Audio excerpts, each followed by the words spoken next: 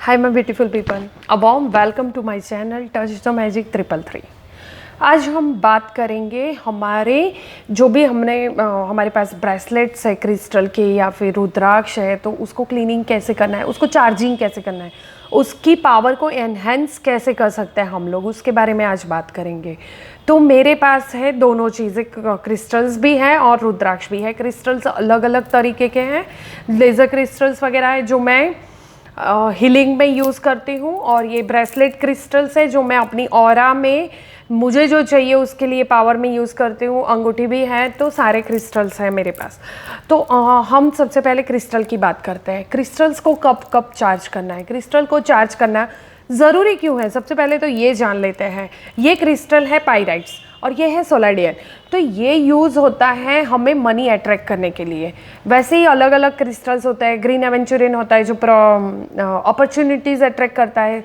Citrine होता है वो हमारी सेल्फ एस्टीम को बढ़ाता है। तो बहुत सारे क्रिस्टल के अलग अलग यूज़ है, उसके बारे में हम डिटेल में बात करेंगे तो वीडियो बड़ी लंबी हो जाएगी। फटाफट से मैं ये बता देती हूँ कि इसको चार्ज क्यों करना होता है। ये जब हम पहनते हैं तो हम प्रॉस्पेरिटी अट्रैक्ट करते हैं, यानी कि हम मनी अट्रैक्ट करते हैं। तो ये करता क्या है, इसकी खुद की पावर है मनी को अट्रैक्ट करने की। तो मनी अट्रैक्ट करते हुए ये कोई नेगेटिविटी जो हम में है ऑलरेडी, जो हम में ब्लॉकेजेस होता है जिसकी वजह से हम मनी अट्रैक्ट नहीं कर पाते हैं, तो वो ये रिमूव करने का काम करेगा और फिर अच्छी ऊर्जा को वो एब्जॉर्व करेगा और फिर वो हमारी ऑरा में स्प्रेड करेगा और हम मनी मैग्नेट बनेंगे। इसका मेन काम वही होता है। कोई भी ब्रेसलेट पहन लो जो जिससे रिलेटेड उसका जो काम है वो वही चीज़ करता है। तो उसके जो ब्लॉकेजेस हमारे बॉडी में है, हमारी ऑरा में है, वो ये एब्जॉर्व करता है। तो इसको बारी बारी यानी थोड़े थोड़े दिनों में इसको क्लिनजिंग की ज़रूरत पड़ती है, क्योंकि ये ऑलरेडी फिर इतनी सारी भर जाएगी इसमें नेगेटिविटी, हमारे ब्लॉकेजेस, तो वो उसकी जो प्रॉपर्टी है उसका वो काम नहीं कर पाएगा। तो इसको क्लीन करने के लिए, यानी कोई भी क्रिस्टल का ब्रेसलेट्स ले लीजिए, स्फटिक का ब्रेसलेट ले लीजिए, माला ले लीजिए, एमिस्ट्रिस ले लीजिए, ये रिंग है, वो सब कुछ, इसको आपको डाल देना है 20 से 25 मिनट के लिए नमक के पानी में। और उस टाइम हमें इंटेंशन देना है कि ये सारी इसमें जो भी नेगेटिविटी आ गई है ऑलरेडी, इमोशंस इसने ग्रैब किए हैं, नेगेटिव थॉट फॉर्म्स मेरे ग्रैब किए हैं, हमारे ही रहते हैं और औरों से भी, बाहर से भी आते हुए सारे उसने जो भी नेगेटिव एनर्जीज उसने अट्रैक्ट की है वो सारी इस पानी में एब्जॉर्व हो जाए, यानी निकल जाए। 20 मिनट उसको रहने देना है, फिर इसको लेना है, पानी को फ्लश कर देना है, इसको सादे पानी से धो देना है। इसके बाद अगरबत्ती या धूप शुरू करनी है, तो उसका जो स्मोक आएगी वो ऐसे ऐसे इसको घुमाना है और इमेजिन करना है कि इसमें जो भी नेगेटिव इमोशंस कोई भी बाकी रह गए, कोई भी प्रोग्रामिंग नेगेटिव आ गई है और वो बाकी रह गई है, तो वो इसमें से निकल जाए। ये दूसरी चीज़ हो गई। तीसरा, आपको इसको रखना है पूर्णिमा को, हर पूर्णिमा को बिना भूले। ये प्रोसीजर आपको पूर्णिमा को करनी है, ये फिक्स कर लीजिए। और इसको रख देना है मून लाइट में, छत पे या कोई विंडो के पास, जहाँ पे पूरी रात ये मून लाइट से चार्ज होगा। तो ये होती है इसकी चार्जिंग की प्रक्रिया। तो जब हम मून लाइट में रखेंगे तब हमें इसको ब्लेसिंग दे देने हैं कि ये इसकी जो ओरिजिनल प्रॉपर्टी है उससे ये बहुत एनर्जाइज हो गया है। यानी पाइराइट्स है तो वो प्रॉस्पेरिटी की एनर्जी से चार्ज हुआ है, सोलाडियन है वो स्पिरिचुअल एनर्जी से चार्ज हुआ है, ग्रीन एवेंचुरिन है वो अपॉर्चुनिटी की एनर्जी से चार्ज हुआ है।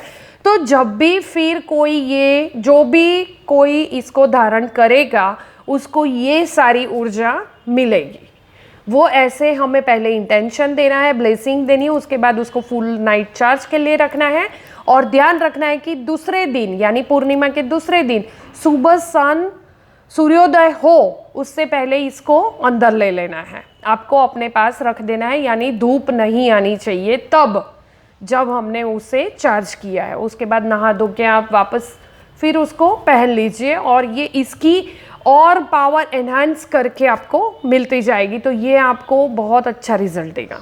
ओके, तो ये हो गई क्रिस्टल की बात। अब हम कर लेते हैं रुद्राक्ष की बात। रुद्राक्ष के लिए तो मैंने अब वीडियो बहुत अच्छा बना लिया है। मेरे पास ये रुद्राक्ष की माला है जो हम पहन सकते हैं, ये 5 मुखी है और इससे हम जाप भी कर सकते हैं। इसको क्लीन कैसे करना है, रुद्राक्ष होता है ठंडी जगहों का फ्रूट। फ्रूट में से बनता है, ये सीड्स फ्रूट्स में से आते हैं। तो ठंडी जगह में जब ये बनता है यानी बर्फीली जगहों में, तो इसको चार्ज करने के लिए हमें ऐसी जगह चाहिए। तो हमारे घर में वैसी जगह कहाँ मिलेगी फ्रेंड्स, आपको पता है, हमारा फ्रीज़र। हमारे फ्रीज़र में इसको पूरी रात रख देना है। सुबह जब हम इसको निकालेंगे चार्ज करने के लिए, तो उसको गंगा जल से साफ़ करना है, और उसको साफ़ करने के लिए ऐसा टूथब्रश यूज करना है जिसकी वजह से उसके जो फेसिस है और छोटे छोटे कांटे जैसे उसके बाहर निकले हुए पोकिंग है, तो वो वहाँ से जो गंदगी भरी है वो निकल जाएगी। इसको गंगा जल में साफ़ करना रहता है। उसके बाद इस पे थोड़ा सा हाथ में 1 या 2 बूंदे आलमंड ऑयल या कोकोनट ऑयल ले लीजिए, और इसको रगड़ के यानी इसके ऊपर सारे दानों के ऊपर आ जाए, ऐसे हमें स्प्रेड कर देना है। इससे होगा क्या, यानी जब ऑयलिंग करते हैं, ये वुड है, बेसिकली वुड है, तो वुड को जब हम ऑयलिंग करते हैं तो इसकी लाइफ शेल्फ बढ़ जाती है, सेल्फ लाइफ बढ़ जाती है, इसकी एनर्जी बढ़ जाती है, इसमें कीड़े नहीं पड़ते हैं, क्योंकि ये वुड है, इसमें कीड़े पड़ने की पूरी संभावनाएं रहती है। तो इसको अगर एनर्जाइज रखना है, आपको लाइफ टाइम यूज़ करना है रुद्राक्ष को, तो आपको ये केयर करनी पड़ेगी। तो इसको क्लीनिंग करनी है। उसके बाद आपको दूध से नहलाना है, क्योंकि शंकर भगवान पे हम दूध का अभिषेक करते हैं, वैसे ही रुद्राक्ष शंकर भगवान को रिप्रेजेंट करता है, तो इस पे हमें दूध का अभिषेक करना है। इसको चंदन से टिक्का लगाना है, वाइट कलर के फूल चढ़ाने हैं, सिर्फ वाइट ही होने चाहिए।